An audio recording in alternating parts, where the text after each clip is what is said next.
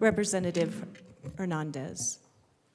Good morning to the body. Thank you for the quick moment to address the body under such an important occasion.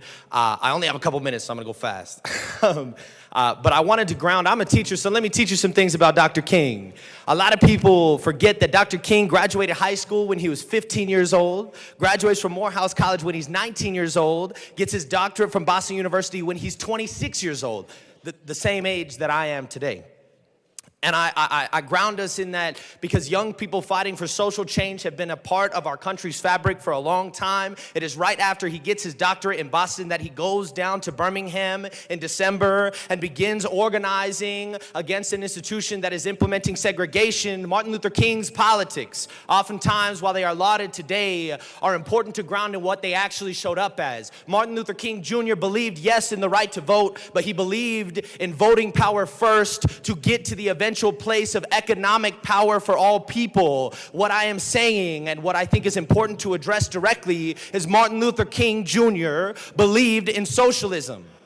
This is not a radical idea. Martin Luther King's direct quote says that it is not that we don't have socialism in this country. It is that we have socialism for folks who are rich and wealthy, who have fully funded communities and schools. But folks in my neighborhood in the north and west side of Denver, in Aurora and Greeley and Pueblo are still suffering from what Dr. King calls the rugged individualism of the poor.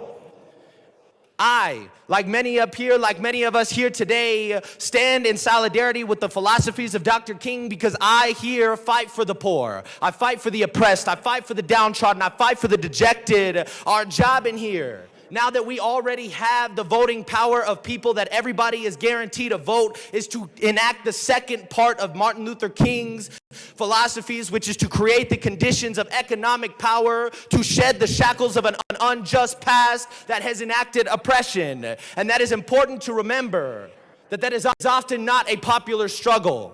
That is not something that many people will be willing to stand with us as we navigate it. And it is important to remember that that was the same thing for Dr. King. We celebrate him today, but the day that Martin Luther King died, he didn't have no federal holiday. Martin Luther King's approval rating was below 50% on the day that he died. Our struggle for justice might not be popular, but it is just. One of the reasons why Martin Luther King's philosophies were so unpopular is because he called for an immediate and permanent ceasefire in Vietnam. I'm so proud to stand today as a member of the Latino caucus. I'm so proud of my caucus for standing in solidarity with the oppressed and calling for an immediate and permanent ceasefire in Gaza today. Thank you.